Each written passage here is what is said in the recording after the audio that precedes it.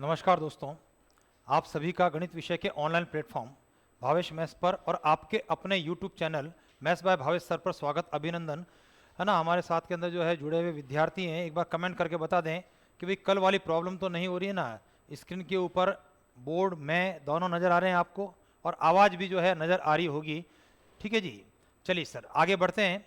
तो हम लोग जब बात कर रहे थे कि भी एज कुछ क्वेश्चंस परीक्षा के पॉइंट ऑफ व्यू से बात करें और हमारे पास में जो समांतर और गुणोत्तर श्रेणी के बारे में हम लोग डिस्कस कर रहे थे, तो चलिए समांतर गुणोत्तर श्रेणी की आज की एक क्लास के बारे में और डिस्कस करते हुए कुछ प्रश्न,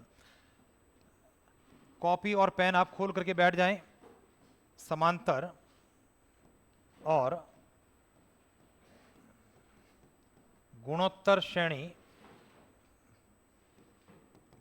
एपी जीपी।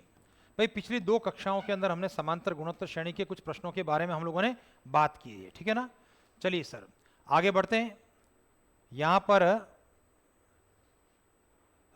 मौर्य साहब का एक कमेंट आ रहा है, उसका जो है आंसर देना चाहूंगा कि सिलेबस में एचपी नहीं दिया हुआ है तो इसको आपको करने की आवश्यकता नहीं है ना। सिलेबस के अंदर अपने 2016 तक जो सिलेबस अपना था उसमें एचपी हुआ करता था, लेकिन अब हार्मोनिक प्रोग्रेशन यानी हरात्मक श्रेणी आपके सिलेबस का पार्ट नहीं है, उसको नहीं करना। लेकिन कुछ चीज़ें बेसिक होती है, कुछ चीज़ें बेसिक होने का मतलब है उस हरात्मक श्रेणी में से हरात्मक श्रेणी होती क्या है ना, केवल उसके बारे में जानकारी कि भाई अगर मान लिया 1 2 3 4 ये आपकी समांतर श्रेणी है तो 1/2 1/3 उसके पदों का व्युत्क्रम ये आपकी हरात्मक श्रेणी है, इतना हमको ध्यान रखना है। जैसे मान लेते हैं 2 है, 3 जोड़ के 5 है, 8 है, 11 है और आप कहेंगे ये अगर एपी है तो इसका रेसिप्रोकल 1/2 1/5 1/8 1/11 ये आपकी जो है एचपी में होगी। एक तो हमको इतना ध्यान रखना क्योंकि बेसिक है, ये कहीं पर भी जो है आ सकता है। ठीक इसी प्रकार से हमारे दिमाग में आना चाहिए कि हरात्मक माध्य कैसे निकालेंगे। अगर दो संख्याएं हैं ए और बी और दो संख्याओं ए और बी के हरात्मक माध्य की बात करें तो 2ab बटा a प्लस बी, क्योंकि कई बार हम लोगों को इसका यूज करना होता है। और ठीक इसी प्रकार से अगर मैं कहता हूं कि ए बी सी हरात्मक श्रेणी में है तो b किसके बराबर होगा 2ac बटा a प्लस सी। तो कुछ हल्की फुल्की सी बेसिक चीजों की जानकारी मौर्य साहब हमको होनी चाहिए, अदरवाइज आपको हरात्मक श्रेणी पढ़ने की आवश्यकता नहीं, क्योंकि पिछली 2-3 परीक्षाओं के अंदर जब से सिलेबस के अंदर ही हट गया हरात्मक श्रेणी का कोई प्रश्न हमारी परीक्षा के अंदर नहीं आया है। तो चलिए सर कुछ प्रश्नों के बारे में, आप तैयार हैं ऐसी उम्मीद करता हूं। पहला प्रश्न आज का, भाई लगभग प्रश्न हमारे परीक्षाओं के अंदर पूछे गए हैं, क्लास के अंदर जब डिस्कस किया तब भी विशेष रूप से फोकस करते हुए हमने इन प्रश्नों को डिस्कस किया है। 2 स्टार 3 स्टार मार्क लगा करके हम लोगों ने बात की है। चलिए प्रश्न करना है। यहां पर घनश्याम जी आपका कमेंट पढ़ रहा हूं, जब तक आप इस प्रश्न को हल करने की कोशिश करेंगे। एक समांतर श्रेणी के m तथा n पदों के योगफल का अनुपात, m और n पदों के योगफल का अनुपात m स्क्वायर और n स्क्वायर है। इस श्रेणी के mवें और nवें पद का अनुपात क्या होगा, ये आपका सीधा सरल सा प्रश्न है और हमारे आंसर्स आ रहे हैं। और उम्मीद करता हूं योगेश जी आपको दोबारा से चेक करना पड़ेगा, अदरवाइज घनश्याम जी हैं, मौर्य साहब हैं, दोनों का आंसर आपका इस प्रश्न का सही आ गया है। ठीक है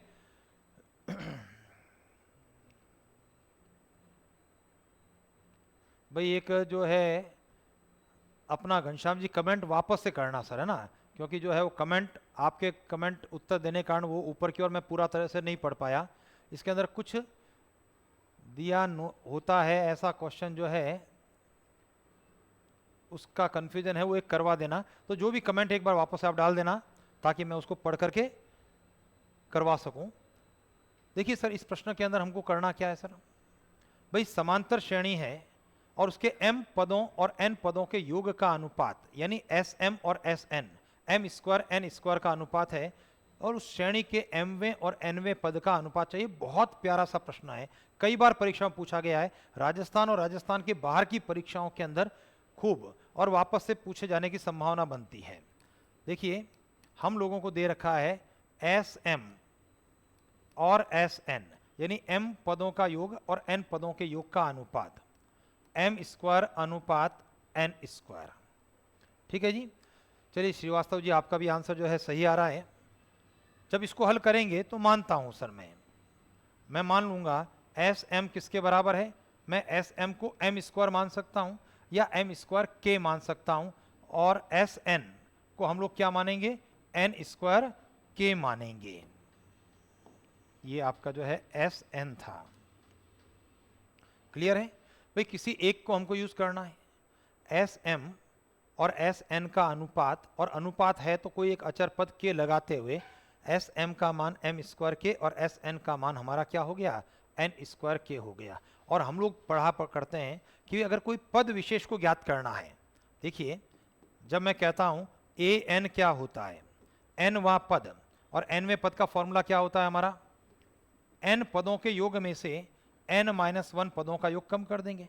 भाई अगर 7 पदों के योग में से उसके पहले के 6 पदों का योग कम कर दिया जाए तो ऑटोमेटिक हमारा छठा पद बन करके आ जाएगा। ठीक है जी? तो चलिए मैं इस फॉर्मूले की बात करता हूं। तो एस एन आपके पास में है एन स्क्वायर के, और एस एन माइनस वन का मतलब क्या हो गया, N minus one whole square के। ठीक है, यहां पर हम लोग के कॉमन लेना चाहेंगे। के कॉमन लेने के साथ में N square minus N minus one whole square की पोजीशन हो गई। क्लियर है? अब देखो यहां पर के प्रसार करते हुए एन स्क्वायर, इसका पहला पद एन स्क्वायर माइनस से गुणा होने पर माइनस एन स्क्वायर, दूसरा प्रसार का पद माइनस टू एन माइनस से गुणा होकर के प्लस का टू एन, और प्लस का वन माइनस से गुणा होकर के माइनस वन, एन स्क्वायर से एन स्क्वायर कट गया। तो इसका मतलब मुझे बताइए यहां पर ए एन कितना हो गया, एनवा पद ए एन हो गया के multiply by two N minus one. अब मुझे क्या ज्ञात करना है, मेरे प्रश्न का जो उत्तर रहेगा वो ये है ए एम अनुपात ए एन, एम वह पद और एनवे पद का अनुपात। और एमवा पद क्या है, एनवा पद है के टू एन माइनस वन, तो एमवा पद क्या होगा, के टू एम माइनस वन, यानी एन को जब मैं एम से रिप्लेस कर दूंगा तो एनवे पद के स्थान पर एनवा पद मुझे प्राप्त हो जाएगा, और के से यह चीज कट गई और हमारा रिजल्ट हो गया टू एम माइनस वन अनुपात टू एन माइनस वन। ठीक है जी, ये आपके प्रश्न का आंसर हो गया। चलिए ऑप्शन नंबर सी आपका उत्तर रहा। चलिए काफी विद्यार्थियों के आंसर्स भी आए हैं। अपूर्वा जी आपका भी आंसर बिल्कुल सही है, किशोर जी का भी आंसर जो है बिल्कुल सही आ गया।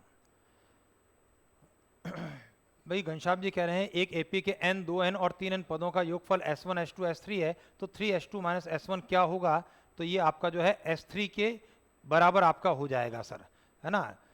तो इसको जो है बाय ऑप्शन आपको कर लेना है। भाई n, 2n और 3n पद, तो समांतर श्रेणी में n का मतलब अगर मान लेता हूं एक पद है, तो 2n क्या हो गया, 2n पद हो गए, और 3n क्या हो गया, 3n पद हो गए। ठीक है जी। यहां पर योगेश जी कुछ कह रहे हैं कौन से टॉपिक स्किप कर सकते हैं। चलिए तो स्किप तो जो चीजें हमको समझ में नहीं आई है आप उसको स्किप करने का सोच सकते हैं, नंबर एक। नंबर दूसरी बात, ऐसी कुछ चीजें जिसके अंदर बहुत ज्यादा डिटेल है लेकिन नंबर ऑफ क्वेश्चंस परीक्षा में कम आते हैं, आप उसको जो है स्किप कर सकते हैं।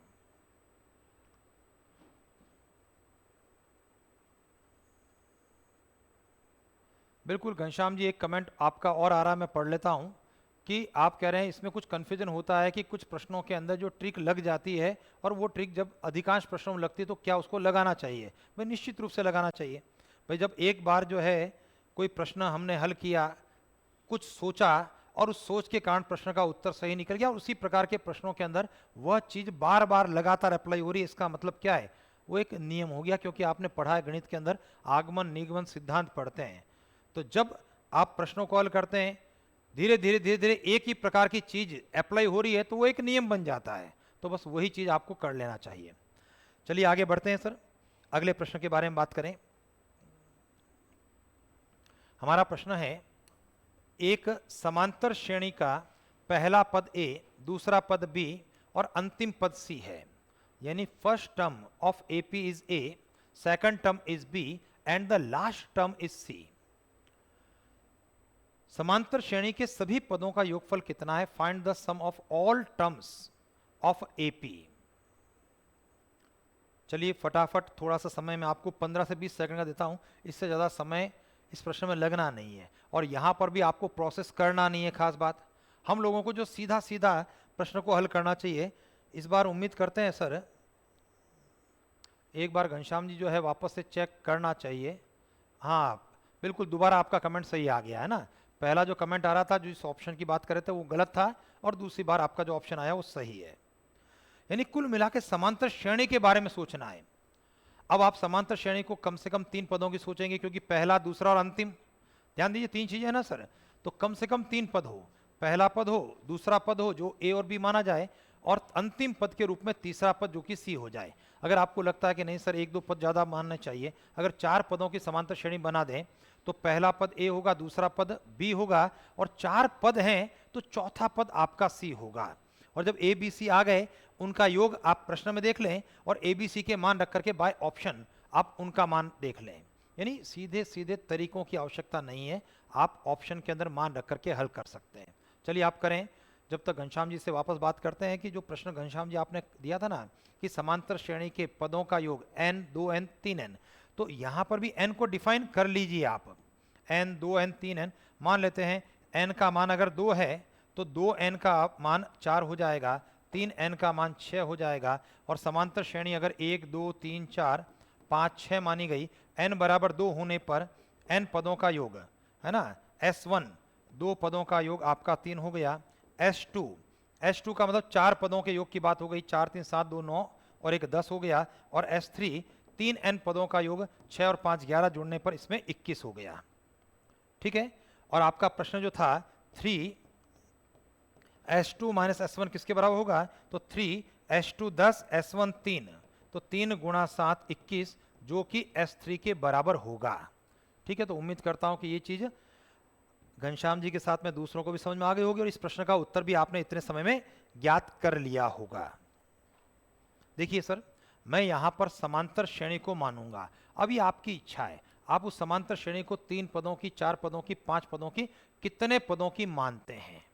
ठीक है ना, ये आपकी इच्छा है, लेकिन कम से कम 3 पद मानने पड़ेंगे। क्यों मानने पड़ेंगे, पहला ए, दूसरा बी और अंतिम सी, तो अंतिम तक तो जाना पड़ेगा। तो मान लेते हैं समांतर श्रेणी हमने 1, 2, 3, 4 ऐसी 4 पदों की मैंने मानी। तो पहला पद ए है तो ए का मान 1, दूसरा पद बी है 2 और अंतिम पद सी है जो कि 4 हो गया। अब प्रश्न कह रहा है सभी पदों का योग, सभी पदों का योग 4 और 3 7, 2 9 और 1 10 बनता है। अब मुझे ऑप्शन से चेकआउट कर लेना ए बी सी का मान रखते हुए कि कहां पर हमारा 10 बन रहा है। तो चलिए यहां पर ऑप्शन नंबर ए के बारे में बात करते हैं। तो बी प्लस सी, देखिए मैं सीधा वहां से बी प्लस सी की बात कर रहा हूं और बी और सी की जोड़ हो गई 6, बी प्लस सी 6 माइनस 2 बटा 2 बी माइनस ए 1, कुल मिलाकर के हो रहा है 4 छंग 24 में 2 का भाग गया 12। ये उत्तर नहीं है क्योंकि मेरा उत्तर 10 है, ऑप्शन ए फेल हो गया। ऑप्शन बी को ट्राई करते हैं, ए प्लस सी, ए और सी की जोड़ 5, बी प्लस सी, बी प्लस सी 4 और 2 6, 2a 2 बटे में 2 बी प्लस ए आपका हो गया 3, तो ये हो गया 6 और 2 7 और 5 का गुणा 35 बटा 6। ये भी उत्तर आसपास में कहीं भी नजर नहीं आ रहा है, ऑप्शन बी फेल हो गया। चलिए ऑप्शन नंबर सी को चेकआउट कर लेते हैं। अंतिम प्रयास ए प्लस बी, ए और बी की जोड़ हो गई 3 और इसी प्रकार से बी प्लस सी, बी और सी की जोड़ 6 माइनस 2 ए का अभिप्राय 2 से रहा अपॉन में 2 बी माइनस ए 1। अब आप देखेंगे 6 में से 2 गया 4, 4 और 3 का गुणा 12 बटा 2 6 और ये भी मेरा रिजल्ट नहीं है क्योंकि योग कितना है, योग हमारा 10 है। तो जब ए नहीं हुआ, बी नहीं हुआ, सी नहीं हुआ, अंडरस्टूड है हमारा प्रश्न का उत्तर ऑप्शन डी रहेगा। क्लियर है सर। चलिए यहां पर जब ऑप्शन नंबर डी को आज की तारीख में चेक करते हैं तो ए प्लस सी, ए प्लस सी का मतलब है 1 और 4 की जोड़ 5, बी प्लस सी 4 और 2 6 माइनस 2 बटा 2 बी माइनस ए 1, तो 5 गुणा 4 बटा 2, 20 में 2 का भाग गया 10 और ये मेरे प्रश्न का उत्तर हो गया। चलिए सर, उम्मीद करता हूं आप लोगों के आंसर आए होंगे। ठीक है, तो मोना जी का भी आंसर आ गया, आपका भी आ गया, वेरी गुड सर, सिलेक्शन हो जाएगा। ठीक है आगे बढ़ेंगे, अगले प्रश्न की बात करते हैं।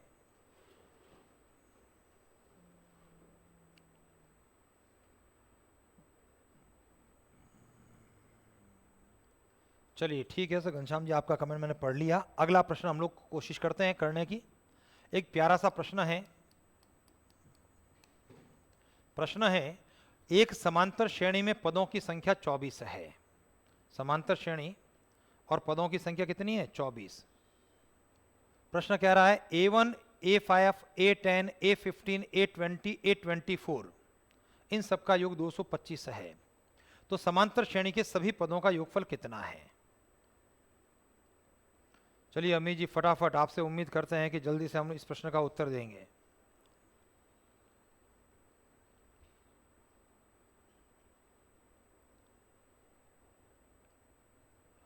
भाई प्रश्न कह रहा है an AP has 24 terms. If A1 plus A5 plus A10 plus A15 plus A20 plus A24 is equal to 225, then find the sum of all terms of AP. चलिए घनश्याम जी आपका आंसर आ रहा है, सही उत्तर आ रहा है।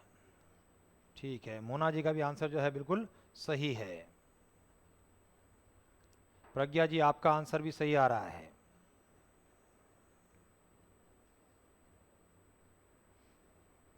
श्वेता जी आपका भी उत्तर सही है। सुनील जी आपका भी उत्तर सही है। चलिए सर थोड़ा समय और देता हूं क्योंकि अधिकांश विद्यार्थियों के आंसर आने शुरू हो गए हैं और सही आपके उत्तर आ रहे हैं। अब करना क्या है सर मुझे इसके अंदर? चलिए जिनसे नहीं हुआ अभी तक, इतना समय पर्याप्त है। इधर ध्यान दीजिए, हम लोगों को दे क्या रखा है?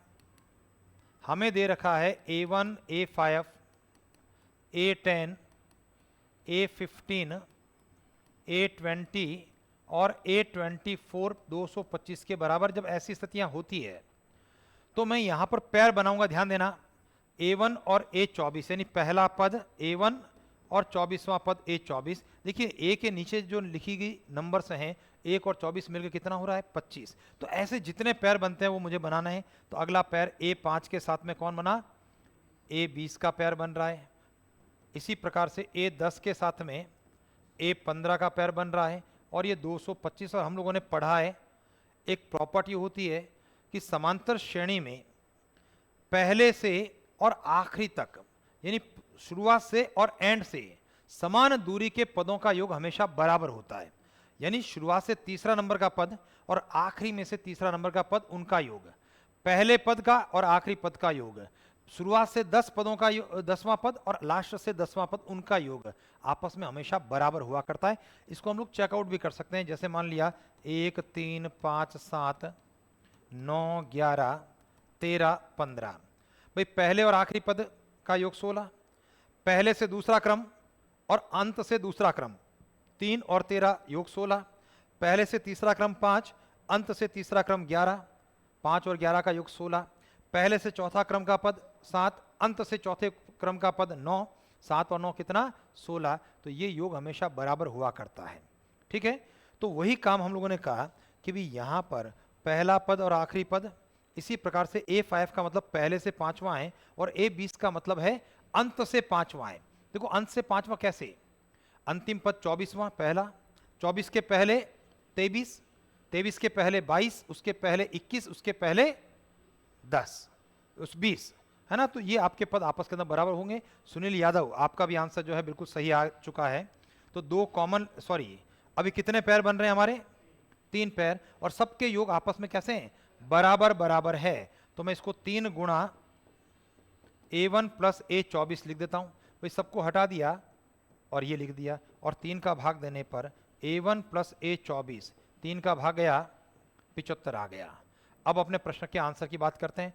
Sn हमारा होता है n/2 A प्लस L, और जब मैं S24 की बात करता हूं 24 पदों का योग, ये रहा सर 24/2 A प्लस L का मतलब पहला पद A1 और अंतिम पद A24 जिसका मान हमारे पास में है 24 में 2 का भाग 12 और A1 प्लस A24 ये रहा सर मान, और यहाँ से मान आप यहाँ 75 रख देंगे और दोनों का गुणा करने पर आपका उत्तर क्या बन रहा है?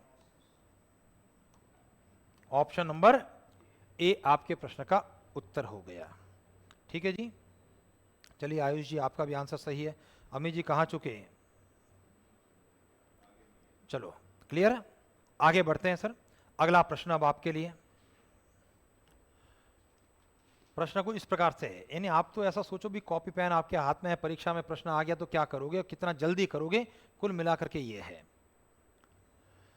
1 और 51 के मध्य में n समांतर माध्य प्रविष्ट करवाए गए हैं। ठीक है, A3 और A7 का अनुपात 4:9 हो तो n का मान क्या होगा।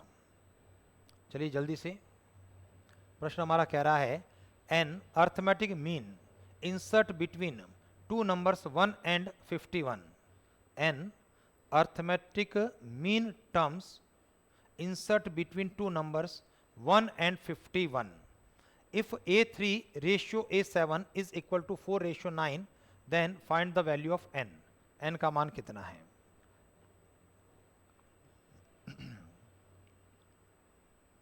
चलिए सर थोड़ी सी प्रतीक्षा कर रहा हूं भाई, एक दो विद्यार्थियों के अगर कमेंट्स आ जाते हैं, आंसर आ जाते हैं तो मैं फिर शुरुआत कर लूंगा अपने प्रश्न की।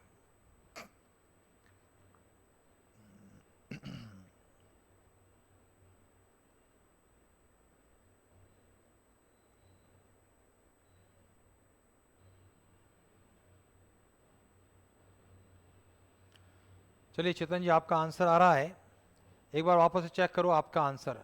भाई उम्मीद नहीं है कि जो आपका उत्तर आपने दिया है वो सही होगा।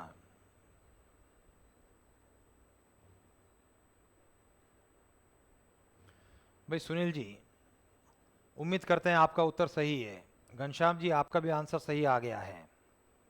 चलो बिल्कुल, मोना जी आपका भी आंसर सही है। और किसी का आंसर? चलो अब मैं इसको हल करता हूं, अभी तक जिनके आंसर नहीं है वो चेकआउट करें। भाई हम लोगों ने क्या कहा है कि आप 1 और 51 के मध्य n समांतर माध्य, और इन n समांतर माध्यों को हम लोग क्या लिखा करते हैं, पहला A1, दूसरा A2, तीसरा A3 और इस प्रकार से AN है, ऐसा हमने सोच लिया। ये लिखने वाली चीज नहीं है, यानी n समांतर मध्य पद में A1, A2, A3। और हम लोगों ने डिस्कस किया था जब भी इस प्रकार की बात हो सबसे पहले सार्व अंतर कॉमन डिफरेंस D निकालेंगे। और सार्व अंतर D कैसे निकलेगा, किस फॉर्मूले से निकलेगा? सार्व अंतर निकालने के लिए B minus A upon n plus 1 होगा। b माइनस ए का मतलब है 51 माइनस 1 बटा n प्लस 1। यहां पर n कितना है वो ज्ञात करना है हमें, तो d आपका हो गया 50 बटा n प्लस 1 हो गया। और क्या चीज दे रखी है हमें भाई, d के लिए फॉर्मूला b माइनस ए अपॉन n प्लस 1 में n ज्ञात करना था, n एज इट इज, और b माइनस ए 51 माइनस 1 50 हो गया। अब देखो हमें दे रखा है A3 और A7 का अनुपात 4/9। A3 का फॉर्मूला होता है, क्या होता है फॉर्मूला, A प्लस 3D, और A7 के लिए A प्लस 7D हुआ करता है। 4/9 मान रखते हैं। A आपका पहला पद है 1, 3, और D का मान 50 बटा n प्लस 1। A का मान फिर से 1 प्लस 7 और D का मान 50 बटा n प्लस 1 बराबर 4/9। एलसीएम लेते हैं हम लोग, ऊपर n प्लस 1, नीचे भी n प्लस 1, n प्लस 1 से n प्लस 1 हमारा कट जाएगा, और जैसे ही इसको काटा फ्री कर देते हैं उस n प्लस 1 को। एलसीएम हो गया हमारा n प्लस 1 प्लस 150 बटे में n प्लस 1 प्लस 350 बराबर 4/9। सॉल्व करते हुए n प्लस 151 बटा n प्लस 351 बराबर 4/9 गुणा 9n प्लस 9 एकम 9, 9 पंजा 45, 4, 9 और 4 13। 4 से गुणा करने पर 4n प्लस 4 एकम 4, 4 पंजा 20 हासिल 2, 12 और 2 कितना हो गया 14। 4n लेफ्ट के अंदर आएगा, घटेगा 5n बराबर 1359 आपका राइट के अंदर चला जाएगा। चलिए इसको घटाते हैं तो स्थिति क्या बनेगी, 9 और 5 14 हासिल 1 6 और 4 10, बाकी सब 0 0, और यहाँ से 5n अगर 45 है तो n का मान कितना हो गया, 9 के बराबर हो गया। तो चलिए ऑप्शन नंबर ए है ना, 2-3 विद्यार्थियों के हमारे कमेंट्स आए, सही उत्तर हैं। चलिए अगले के लिए तैयार हैं आप लोग। नेक्स्ट क्वेश्चन, हमारा प्रश्न एक बहुत प्यारा सा प्रश्न है। एक गुणोत्तर श्रेणी के लिए for a GP summation n is equal to 1 to 100 a to n is equal to p and summation n is equal to 1 to 100 a to n minus 1 is equal to q हो तो गुणोत्तर श्रेणी का सार्व अनुपात ज्ञात करना है. Find the common ratio of GP. Summation n is equal to 1 to 100 a to n p है. Summation n is equal to 1 to 100 a to n minus 1 q है. सार्व अनुपात कॉमन डिफरेंस हमें ज्ञात करना है. बहुत प्यारा सा प्रश्न है, परीक्षा में पूछा गया भी प्रश्न है हमारा.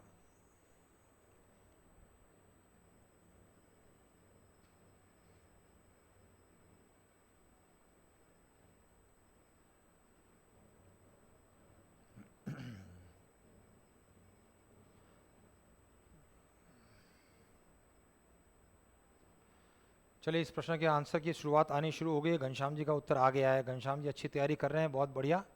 हाँ, इसी प्रकार से मेहनत करते रहें, सफलता अपने है ना बिल्कुल हाथों के अंदर रहेगी. सुनील यादव, आपका भी जो है आंसर बिल्कुल सही आ रहा है.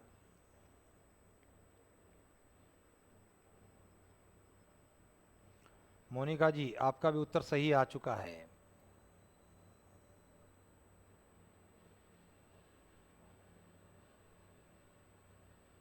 शुभम जी, आप भी बिल्कुल सही कर चुके हैं. तो चलिए भाई, शुरुआत के अंदर जो कमेंट्स आ रहे हैं वो 3-4 नाम मैंने ले लिए. अब धीरे धीरे उत्तर आपके आते रहेंगे.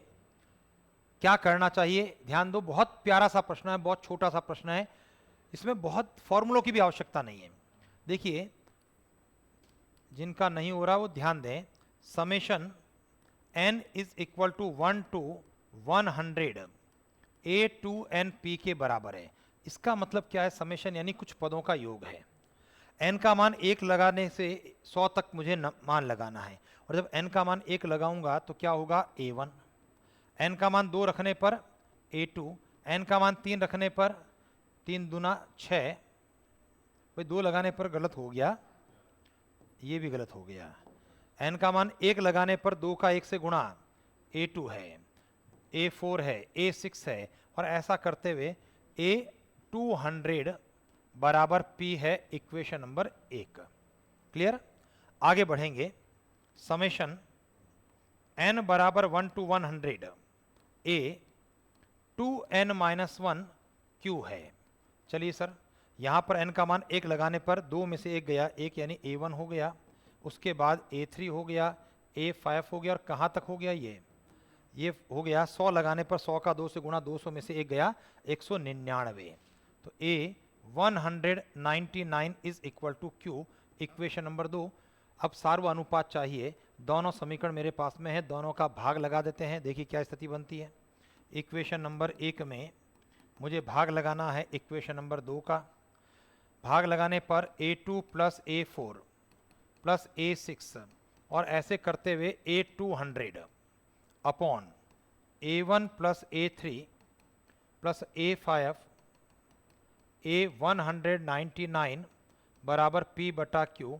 और हम लोग जीपी के लिए जानते हैं सर, गुणोत्तर श्रेणी के लिए n वां पद का फॉर्मूला क्या होता है, a r to the power n-1 हुआ करता है.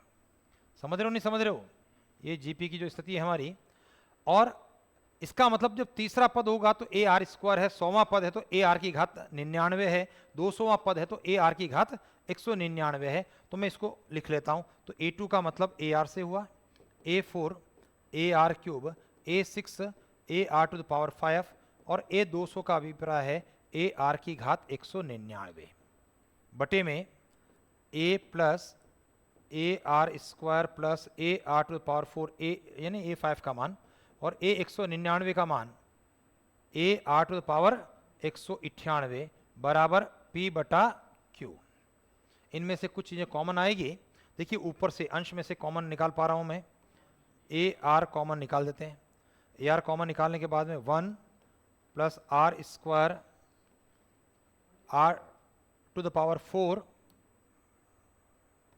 सही है सर.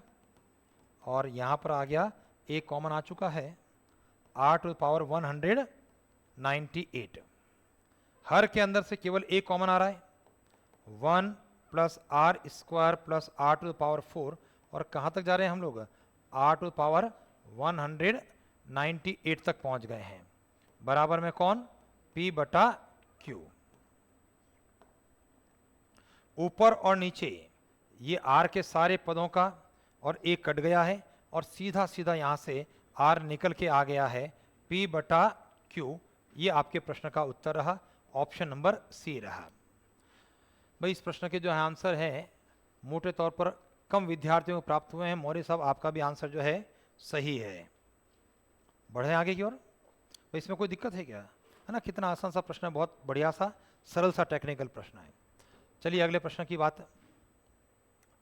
हमारा प्रश्न है n पदों वाली एक गुणोत्तर श्रेणी का पहला पद a है, अंतिम पद b है। गुणोत्तर श्रेणी के सभी पदों का गुणनफल अगर p है तो p स्क्वायर किसके बराबर है? प्रश्न कह रहा है the first term of GP, है ना, first term of a GP of n terms is a and the last term is b. If the product of all the terms of gp is p, then p square equals।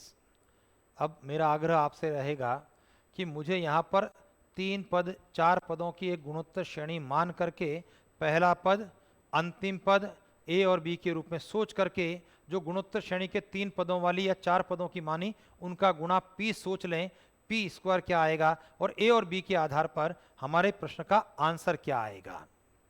ठीक है जी।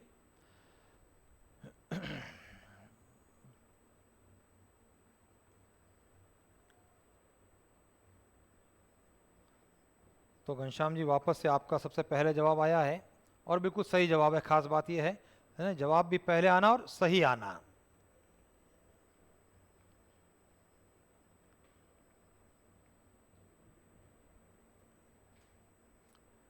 किशोर जी वापस check करना पड़ेगा। हाँ नहीं सही है। घनश्याम जी आपका आंसर वापस चेक करना पड़ेगा। घनश्याम जी वापस से दोबारा से चेक करेंगे आप। किशोर जी सही हैं, एस के मौर्य जी सही हैं, मोना जी का आंसर सही आ रहा है।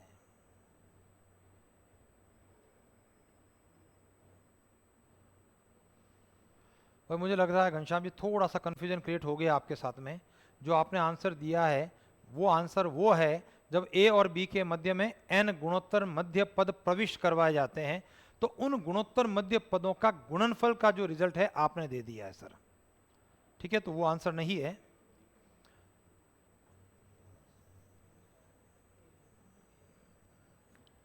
चलो जी प्रश्न के बारे में बात करते हैं। तो मैं यहां पर गुणोत्तर श्रेणी को मान लेता हूं और कम से कम 3 पदों की गुणोत्तर श्रेणी मान लेनी चाहिए। 3 पदों में गुणोत्तर श्रेणी 1, 2 और 4 इस प्रकार की हो गई। अब प्रश्न ने क्या कहा? सुनील जी आपका भी आंसर गलत आ रहा है। ए पहला पद 1 है, अंतिम पद b है, ये हो गया, और p पदों का गुणनफल है 1 गुणा 2 गुणा 4, ये 8 हो गया। तो प्रश्न हमारा क्या कहता है? हमारा प्रश्न कहता है p स्क्वायर 8 का स्क्वायर 64 के बराबर है। वापस ध्यान देना, कोई जरूर नहीं जैसे मैंने 3 पद माने आप 3 से 4 पदों की श्रेणी मान सकते हैं। क्लियर? तो 1, 2, 4, a का मान 1, b का मान 4, p हो गया इन सबका गुणा 8 और p स्क्वायर का मान प्रश्न पूछ रहा था वो 64। अब ये 1 बाय 1 ऑप्शन के अंदर लगाने की बात करते हैं। देखिए जब ऑप्शन नंबर ए की बात करते हैं, ए बी का स्क्वायर 1, b अंतिम पद 4 का स्क्वायर 16, ये उत्तर नहीं है। Option number B A B की पावर n, तो 1 गुणा 4 और n पावर का मतलब पद हमने 3 माने थे तो 4 की घात 3 64, और ये आपके प्रश्न का उत्तर है। ऑप्शन नंबर बी आपके प्रश्न का आंसर है। कहीं और भी अगर आप बढ़ेंगे तो ये रिजल्ट आपको प्राप्त नहीं हो रहा है ना, किसी भी स्थान पर नहीं आ रहा है। चलिए आगे बढ़ते हैं। सुनील जी आपका दूसरा कमेंट, घनश्याम जी दूसरा कमेंट आपका सही है, अपूर्वा जी आप भी बिल्कुल सही काम कर रहे हैं, दिनेश जी आपका भी आंसर सही आ रहा है। चलिए आगे बढ़ते हैं, अगला प्रश्न कोशिश करेंगे।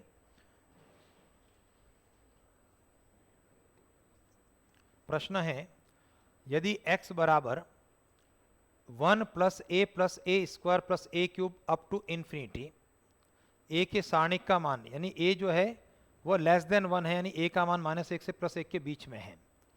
y is equal to 1 plus B square plus B cube up to infinity series है। और मेरा प्रश्न कह रहा है 1 plus A B plus A square B square plus A cube B cube किसके बराबर है, और 4 ऑप्शन आपको यहां पर लिख करके प्रदर्शित किए हुए हैं। जल्दी से कोशिश करेंगे आप।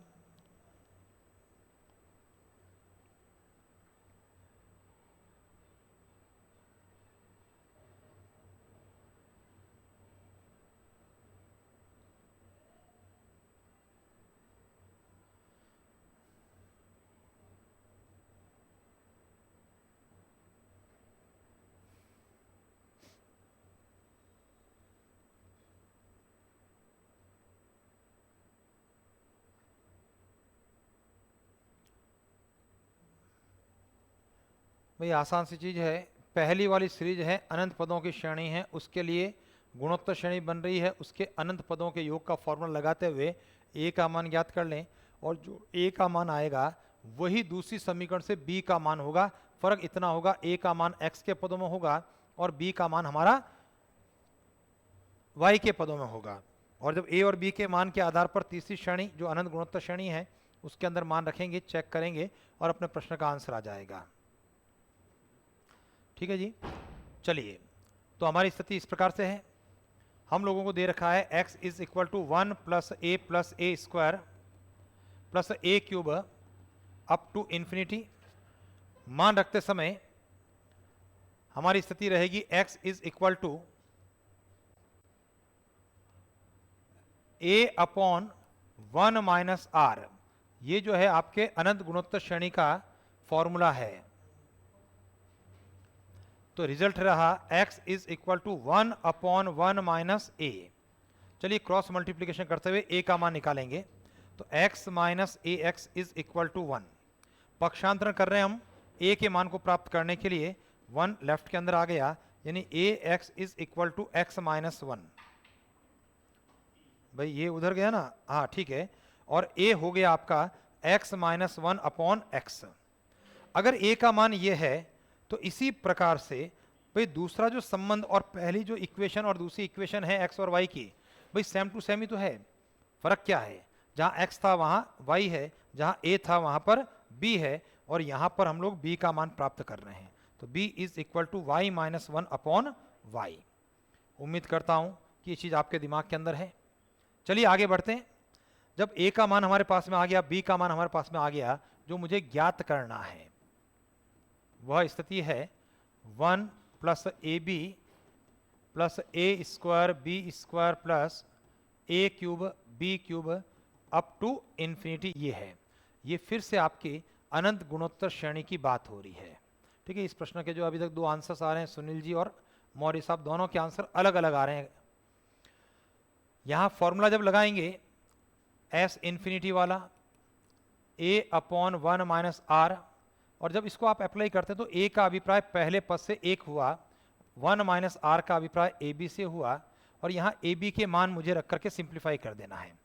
a का मान x माइनस 1 अपॉन एक्स और b का मान y माइनस 1 अपॉन वाई। ठीक है जी, एलसीएम लेते हैं और भाग उलट गुणा करते हैं। तो रिजल्ट क्या रहा, 1 upon as a LCM X Y, 1 से गुणा करने पर X Y minus X minus 1 Y minus 1। भाग उलट गुणा करते हुए एक्स वाई अंश में चला गया, नीचे एक्स वाई गुणा करें एक्स का वाई से एक्स वाई, बाहर माइनस से गुणा माइनस एक्स वाई, एक्स का माइनस 1 से गुणा माइनस एक्स, बाहर माइनस से गुणा प्लस एक्स, माइनस 1 का वाई से गुणा माइनस वाई, माइनस से गुणा प्लस वाई, और माइनस 1 का माइनस 1 से गुणा 1 और माइनस से गुणा माइनस 1। तो एक्स वाई से एक्स वाई हमारा कट गया और अपना आंसर क्या बन गया sir, X Y upon X plus Y minus 1। Option number B हमारे प्रश्न का उत्तर आ गया। क्लियर है सर? तो अमित जी आपका उत्तर सही है। चलिए मौर्य साहब, टाइपिंग की एरर हो गई थी, है ना। आगे बढ़े, अगला जो प्रश्न है,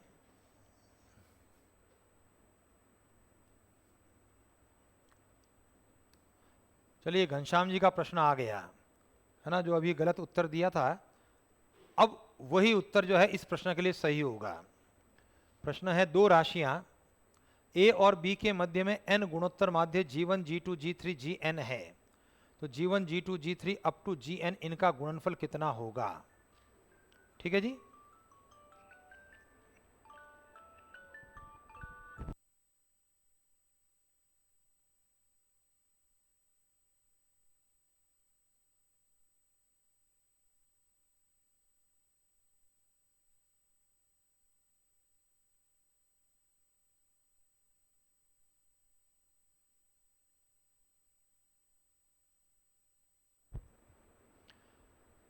चलिए बढ़े आगे की ओर। तो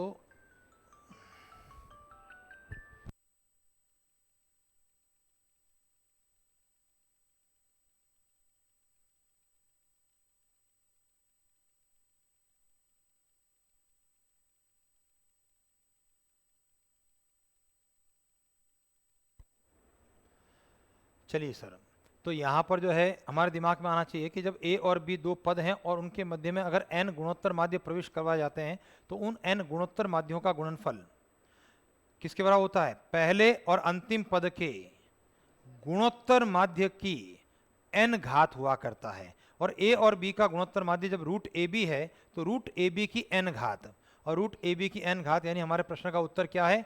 ऑप्शन डी। इसको एज अ रिजल्ट सीधा सीधा हम लोगों को ध्यान रखना है। मौर्य साहब, सुनील जी, घनश्याम जी, आपके आंसर सही है। मोना जी भी सही है। विकास जी, आपका आंसर सही है। रघुवीर जी का भी आंसर सही आ गया। किशोर जी नहीं निकला। खैर देखिए इधर आप गौर करो, अगर इस प्रश्न को हल करना है, वैसे तो दिमाग में आना चाहिए कि जब n समांतर माध्य है, ध्यान दीजिए सर, हम लोगों ने इसको पढ़ा है n समांतर माध्यों में a1 a2 a3, और अगर a n की बात होती है तो a और b का समांतर माध्य और उसका n गुना होता है। समांतर माध्यों में जो दो संख्याएं a और b रहेगी उसका समांतर माध्य a प्लस बी बटा 2 और उसका n गुना। लेकिन यही काम जब g1 और गुणनफल है g2 g3 g4 और gn, और ये होगा a और b का गुणोत्तर माध्य रूट ए बी की n घात, जिसको कि इस प्रकार से ए बी की घात n बटा 2 भी लिखा जा सकता है। तो सीधा एज अ रिजल्ट हम लोगों को इसको ट्रीट करना चाहिए।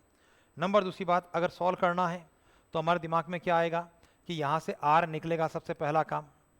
r क्या होता है? b by A whole power 1 upon n plus 1, ये r होता है।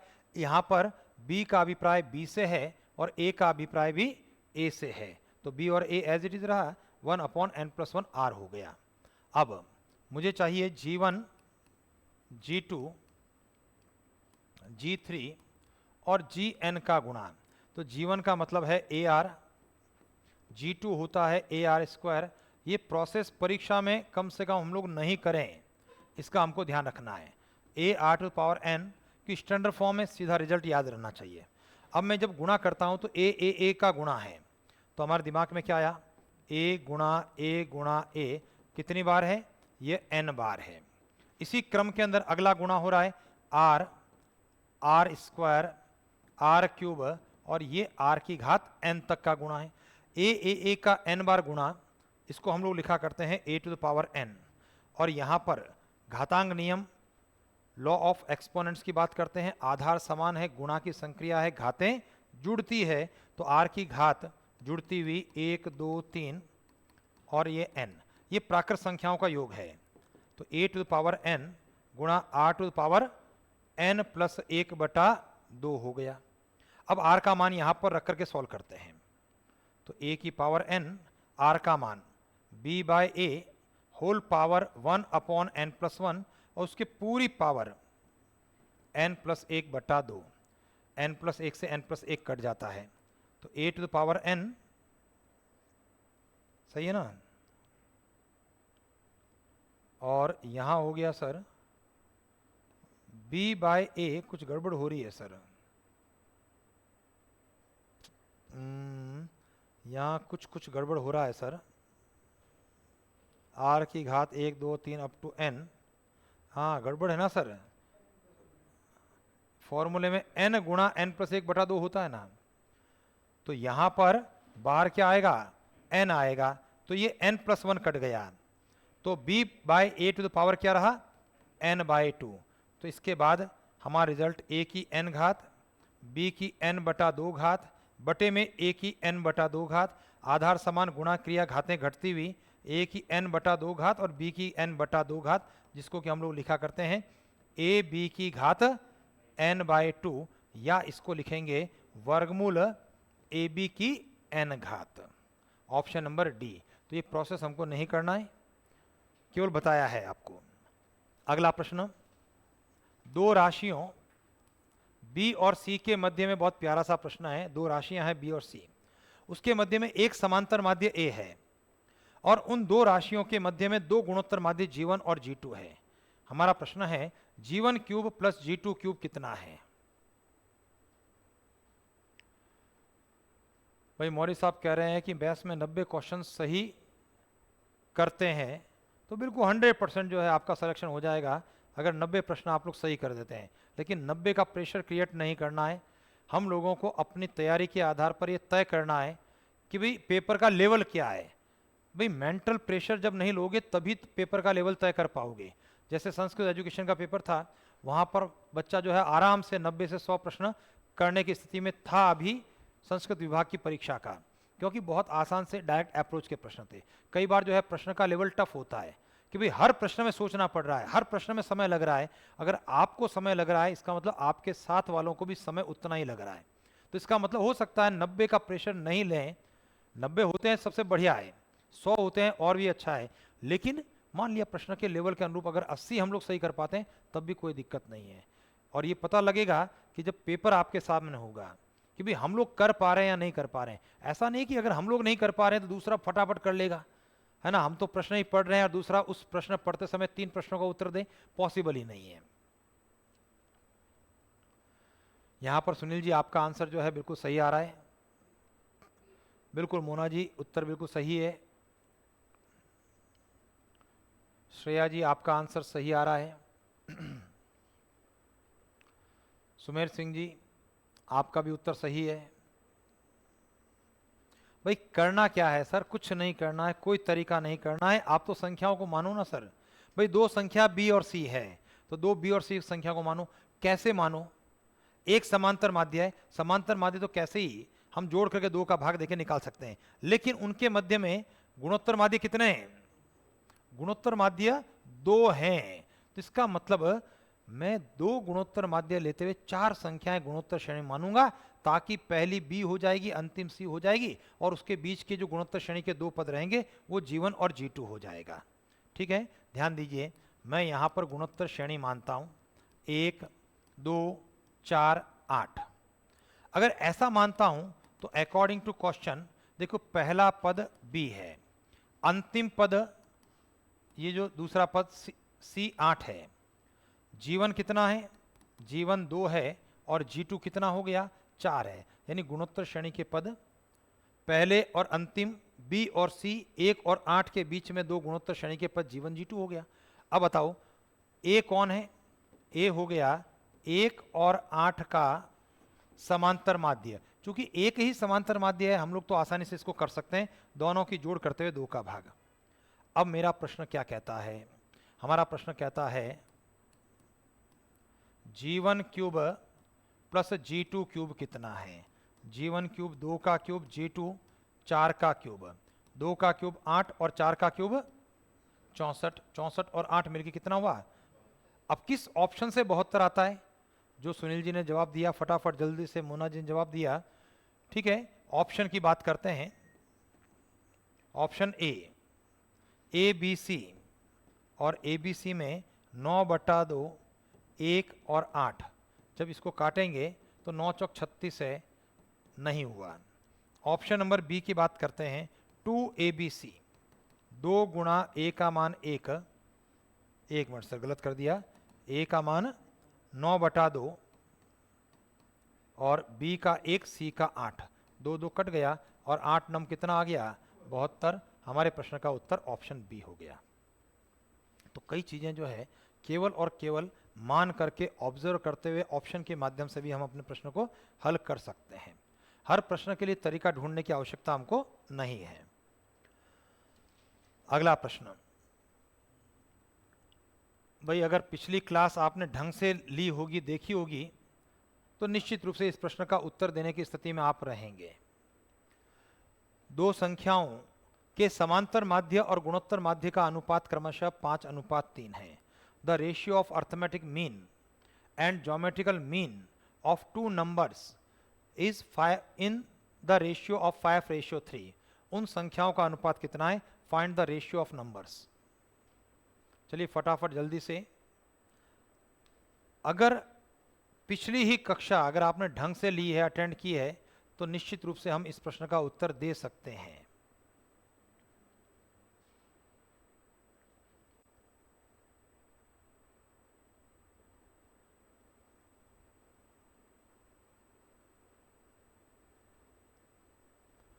चलिए, सबसे पहले सुनील जी आपका आंसर आ गया और बहुत अच्छा लगा, आपका सही उत्तर है।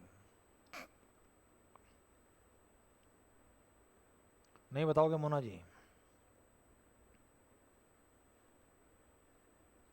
चलो हिंट देता हूं मैं आपको। भाई जो पिछली क्लास थी हमारी, उसका आखिरी सवाल क्या था, कुछ आइडिया लग रहा है? हम लोगों ने कहा था कि दो संख्याएं ए और बी का समांतर माध्य कैपिटल ए, गुणोत्तर माध्य कैपिटल जी। याद आ रहा है कुछ कुछ? अगर है तो वे संख्याएं क्या है, और उन संख्याओं का परिणाम हमने लिखा था a plus minus root of a square minus g square. वही तो करना है, दो संख्याओं का अनुपात।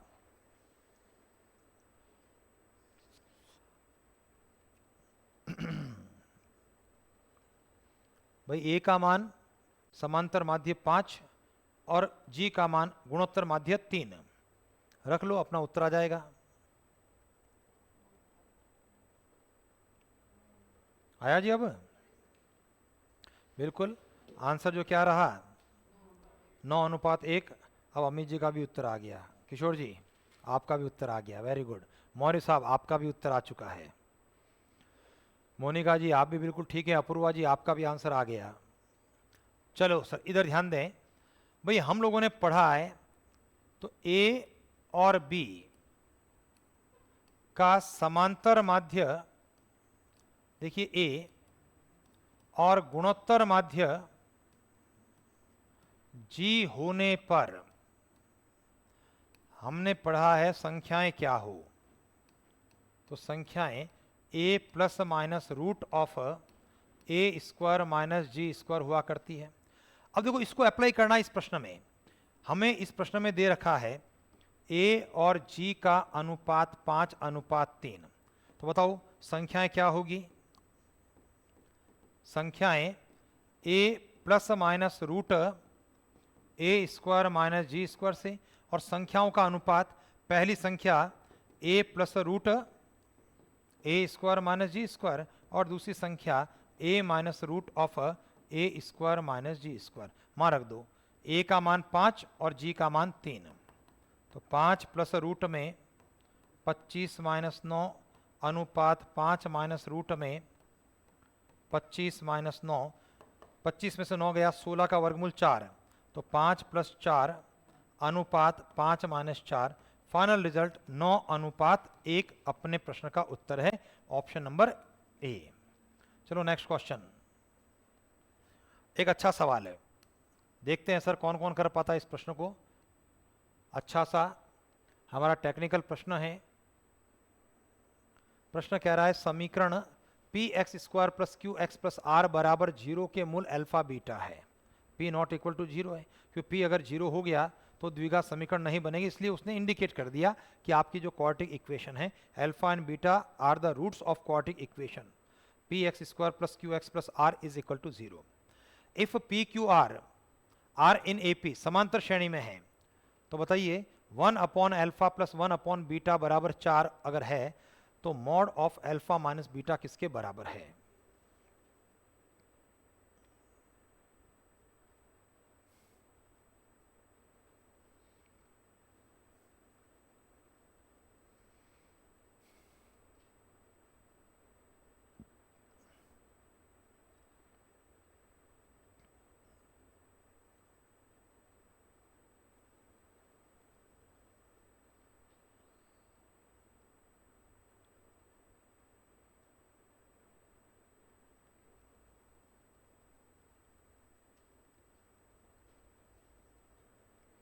चलिए कर लेता हूं सर मैं, क्यों अभी तक जो है हमें से किसी के आंसर्स नहीं निकले हैं।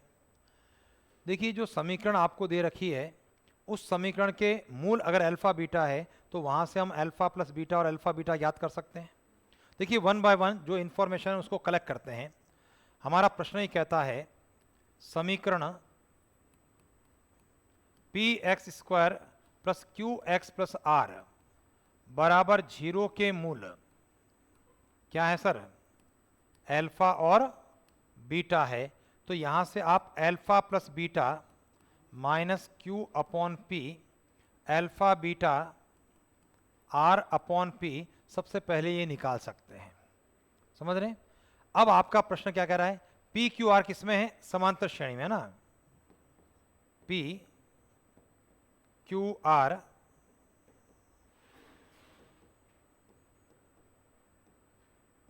समांतर श्रेणी में, इसका रोल अभी आएगा। ठीक है, समांतर श्रेणी में होने का मतलब क्या है? भाई समान अंतर के पद हो। लेकिन ये डिसाइड कौन करेगा? अब पी क्यू आर समांतर का मतलब 1 2 3 हो जरूर नहीं है, हमें वो शर्त दे रखी है, उसकी भी पालना होनी चाहिए। तो 1 upon alpha plus 1 upon beta बराबर 4। यहां से एलसीएम लेते हुए alpha plus beta upon alpha beta बराबर 4। एल्फा प्लस बीटा का मान minus Q upon P, alpha beta का मान आर अपॉन पी बराबर 4। और इसको जब सॉल्व करता हूं मैं, पी से पी कटने के बाद Q is equal to minus 4R, यानी ये संबंध के साथ पी क्यू आर समांतर श्रेणी की बात करें। समझ रहे हो? अगर मान लिया मैं यहां पर कहता हूं कि R बराबर -1, ध्यान दीजिए R बराबर -1 है, तो Q क्या होगा? Q 4 होगा। अब हम कह रहे हैं P क्यू आर समांतर श्रेणी में, ध्यान दीजिए P Q का मान 4 R का मान -1, ये समांतर श्रेणी में। भाई वापस ध्यान दीजिए, भाई सबसे पहले इक्वेशन से P plus Q sorry alpha plus beta और अल्फा बीटा निकल गया। ये संबंध हमारा जो कहता है, उस संबंध के आधार पर पता लगा Q -4R है। तो R का मान अगर मैं माइनस का 1 सोचता हूं तो -1 का -4 से गुणा Q 4 बन जाता है। और जब मैं कहता हूं पी क्यू आर समांतर श्रेणी में है, तो पी क्यू आर यानी पी पी है, Q 4 है, -1 समांतर श्रेणी में। तो मुझे बताइए P कितना हो गया? जब P 4 -1 समांतर श्रेणी में है तो P आपका 9 निकला या नहीं निकला? क्योंकि 5 का अंतर है, 5 घट रहा है ना भाई। 9 में से 5 घटाया 4, 4 में से 5 घटाया -1, तो पी क्यू आर डिफाइन हो गए हमारे। अब मुझे चाहिए एल्फा माइनस बीटा। अब एल्फा माइनस बीटा का फॉर्मूला है हमारे पास square root of alpha plus beta whole square -4 alpha beta, square root of alpha plus beta minus Q by p whole square -4 alpha beta R by p. यहां पर P square लसअप ले लेते हैं, देखो क्या पोजीशन है हमारी। पी स्क्वायर लसअप Q स्क्वायर -4 पी आर, मान लगा दो फटाक से। Square root Q square 4 square -4, p का मान 9, R का मान -1 बटा पी स्क्वायर यानी कि 9 का स्क्वायर। सॉल्व करने के बाद वर्गमूल है, 9 का स्क्वायर 81 है, 4 का स्क्वायर 16 -1 गुणा प्लस 9 और 4 का गुणा 36, 36 और 16 52। 52 को हम तोड़ेंगे 4 गुणा 13 के रूप में, 4 का वर्गमूल 2, वर्गमूल 13 बटा 9। ये अपने प्रश्न का उत्तर हो गया, ऑप्शन नंबर डी। तो अपना थोड़ा सा टेक्निकल हमारा प्रश्न था, समझ गए। और खास बात है ऑनलाइन ऑफलाइन कहीं से कोई जवाब नहीं आया। तो इसका मतलब क्या है सर? कि अगर जो प्रश्न हमको अगर परेशान कर रहा है तो सबको परेशान कर रहा है। और अगर परीक्षा के अंदर आपने ये चीज अपने ऊपर है ना सोच लिया ना उस दिन, तो ही हम काम कर पाएंगे। और अगर अपने दिमाग से ये आ गया कि यार मैं नहीं कर पा रहा हूं, ये सवाल दूसरे ने कर लिया, तो फिर टप्पे मारने शुरू कर दोगे, फिर पता नहीं चलेगा गोलियां कहाँ जा रही है कहाँ लग रही है। समझ रहे हो आप?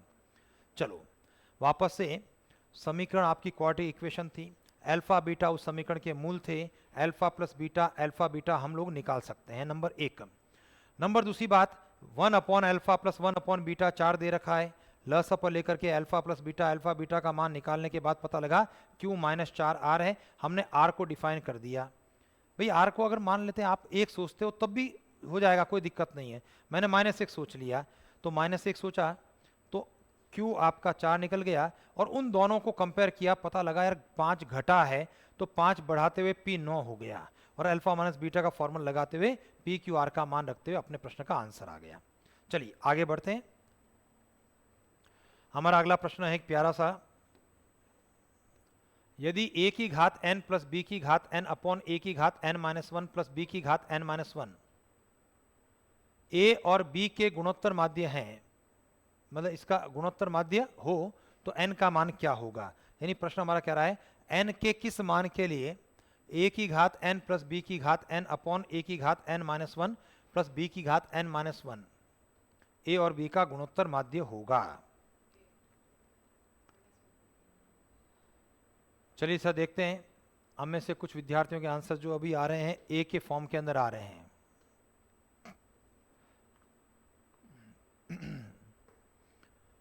मौर्य साहब आप ए से सहमत नहीं, आपका उत्तर बी के रूप में आ रहा है। भाई कुछ करना है क्या?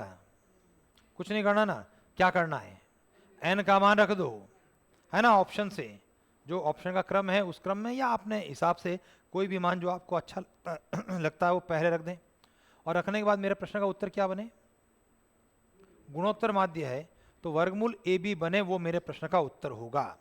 चलिए सर, मैं यहाँ पर a to the power n plus b to the power n upon a to the power n minus 1 plus b to the power n minus 1 में ऑप्शन नंबर ए से n का मान माइनस 1/2 रखता हूँ। तो रखने पर क्या हो रहा है, a की घात माइनस 1/2, b की घात माइनस 1/2 अपॉन में a की घात माइनस 3/2, b की घात माइनस 3/2। मैं नहीं समझ रहा हूँ कि ये रूट ए बी आने की स्थिति है क्या? ये रूट ए बी आने की स्थिति नहीं है, नहीं आएगा ये root A B. Option number B, n का मान आधा रखते हैं, तो देखो a की घात आधा प्लस b की घात आधा, a की घात माइनस आधा और b की घात माइनस आधा। जब इसको हल करेंगे तो ये आपका root a plus root b upon में 1 upon root a plus 1 upon root b है। एलसीएम लेने की बात करते हैं, root a plus root b LCM के रूप में, हमारा LCM root A B, root b plus root a भाग उलट गुणा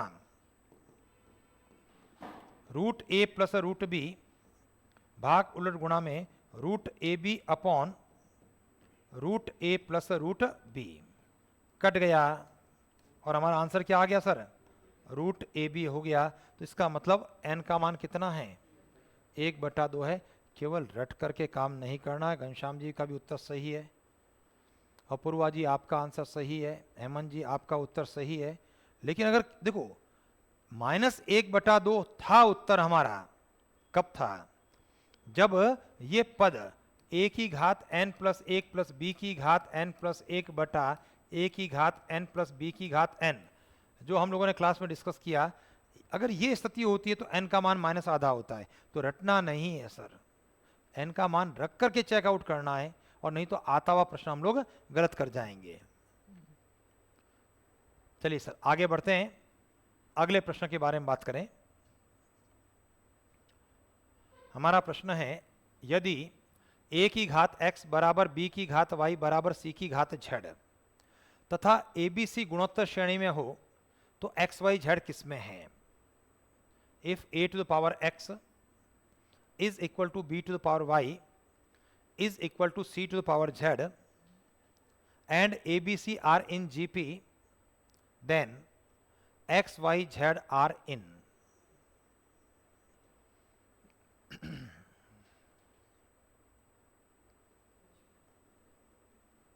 क्या, कितना सर,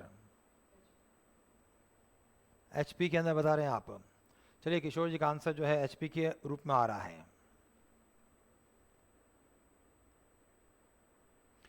इधर ध्यान दीजिए, लिखना बंद करें, इस प्रश्न को हल करवाता हूं।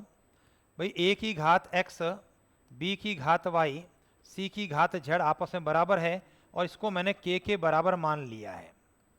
ध्यान दीजिए कैसे हल करना है।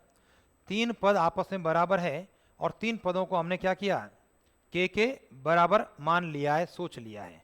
तो देखो जब मैं इन दोनों का कंपेयर करता हूं, यानी a की घात x k के बराबर, b की घात y k के बराबर, c की घात z k के बराबर। तो बताओ a किसके बराबर हो गया, k to the power, power का पक्षांतरण 1/x। b किसके बराबर होगा, k to the power 1/y। और c किसके बराबर हुआ, k to the power 1/z। तो abc के मान k के पदों में आ गए। हमें क्या दे रखा है, abc किस में है, गुणोत्तर श्रेणी में है। abc गुणोत्तर श्रेणी में है, और अगर ये गुणोत्तर श्रेणी में है तो रिजल्ट होता है b स्क्वायर बराबर ac।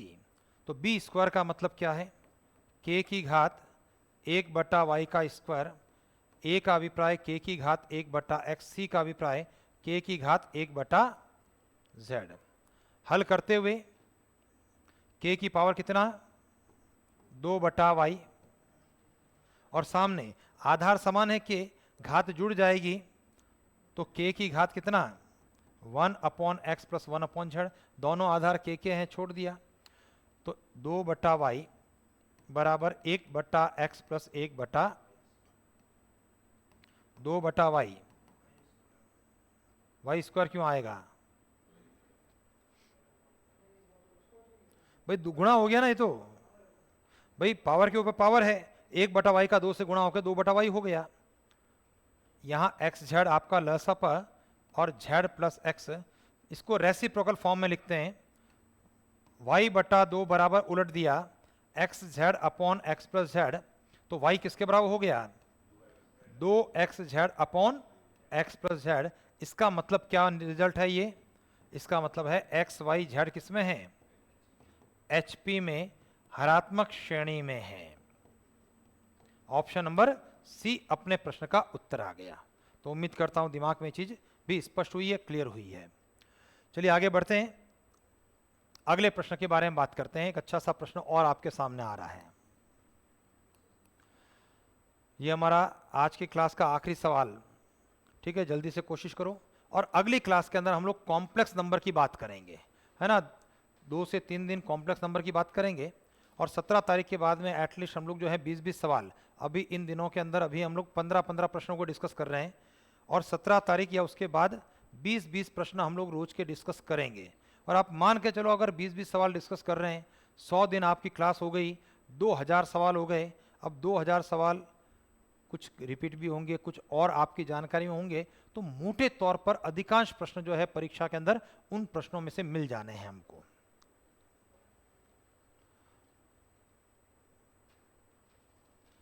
चलिए सर फटाफट थोड़ा सा, भाई अगली क्लास का टाइम हो रहा है, तो इसके लिए मैं सीधा इसको हल कर लेता हूं। देखो यहां पर टेक्निकल चीज है, अगर इस प्रश्न में मुझे n पदों का योग चाहिए होता ना, और ऑप्शन में उत्तर n के रूप में होता, n का मान 1 2 3 लगा चेक कर लेता, लेकिन 10वां पद है, हम फंस गए हैं। अब इसके लिए जो पूरा तरीके को सोचना पड़ेगा, मुझे बताइए यहां पर n वां पद क्या होगा। n वां पद जिसको आप tn कहते हैं, विचार करो, पहला पद 3, दूसरे में 5, तीसरे में 7, विषम संख्याओं के पद आ रहे हैं। इसका मतलब 3 5 7 विषम संख्याओं में 2n प्लस 1 की स्थिति है। भाई 3 आएगा, 5 आएगा, 7 आएगा, कब आएगा, जब 1 रखूंगा तो 2 प्लस 1 3, 2 रखूंगा तो 2 दूना 4 1 5।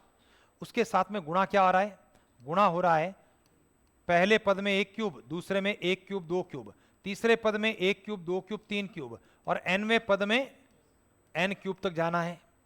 भाई जब पहले में 1 ही था, दूसरे में 2 जुड़े, तीसरे में 3 जुड़े, nवें में n क्यूब तक आपको जाना है।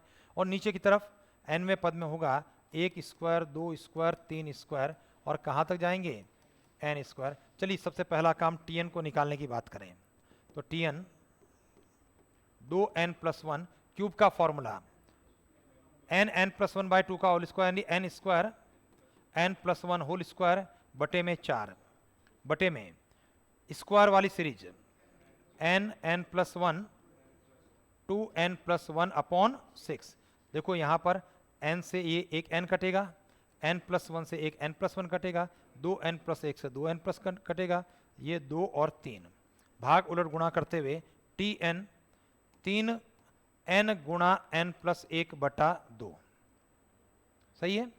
तो tn किसके बराबर हो गया, Tn हो गया 3/2n² प्लस 3/2n के बराबर। सबसे पहले nवां पद मुझे चेकआउट करना पड़ा। अब हम लोगों ने पढ़ा है श्रेणी के n पदों का योग। Sn क्या होता है सर? समेशन ऑफ Tn होता है। भाई अगर nवां पद मेरे पास में है तो इन सभी n पदों का योग ही तो उन n पदों, श्रेणी के n पदों का योग बनेगा ना। हर पहला दूसरा तीसरा सब मिलाएंगे तो समेशन Tn। अब समेशन ऑफ Tn का मतलब हो गया 3/2 summation n² plus 3/2 summation n। भाई इस Tn में समेशन लगा दिया और समेशन n² का वापस फॉर्मूला n² के लिए n + 1 2n + 1 upon 6 plus 3/2 summation n का फॉर्मूला n + 1/2। सही है। अब मुझे बताओ, मुझे चाहिए 10 पदों का योग, तो n को किससे रिप्लेस कर दूं? 10 से रिप्लेस कर देंगे। तो 3/2 n को 10 से रिप्लेस करने पर 10, 10 और 1 11, 10 दूना 20 और 1 21/6 प्लस 3/2 10 गुणा 11/2। सही है। देखो जी यहां पर क्या करें सर, 3/2 बाहर पड़ा रहने दो, है ना, अंदर अंदर काटेंगे अपन तो केवल। 2 के पहाड़े से 5, 3, 3 के पहाड़े से 7, 2 के पहाड़े से 5। देखो दोनों में हम लोग 3/2 कॉमन ले लेते हैं। 7 और 5 का गुणा 35 का 11 से गुणा 350 और 35 385 प्लस 55। हल करते हुए 3/2 गुणा 5 5 10 हासिल 1, 6 और 8 14 हासिल 1 440। 2 से कट गया 220 और गुणा कितना हो गया। तो एक अच्छा सा प्रश्न हमारा था। यानी इस प्रश्न के अंदर किस कॉन्सेप्ट की बात की हमने? सबसे पहला nवां पद हमने निकाला, इनको ऑब्जर्व किया, पहला पद, दूसरा पद, तीसरा पद, और ऑब्जर्व करने के बाद में nवां पद कैसे बनेगा हमारा, वो nवां पद निकाल दिया। और उन nवें पद के लिए Sn = समेशन Tn वो अप्लाई किया और n का मान 10 रखते हुए उसको सॉल्व कर लिया। तो चलिए सर आज की क्लास के अंदर इतनी बात करेंगे। आप सब लोग जुड़े हुए हैं। अगली क्लास के अंदर हम लोग कॉम्प्लेक्स नंबर, सम्मिश्र संख्याओं के प्रश्नों की बात करेंगे और अगली 3 क्लासेस जो हमारी कॉम्प्लेक्स नंबर की रहने वाली है। चलिए आज के लिए आप सभी का बहुत बहुत धन्यवाद। Thank you sir, thank you very much.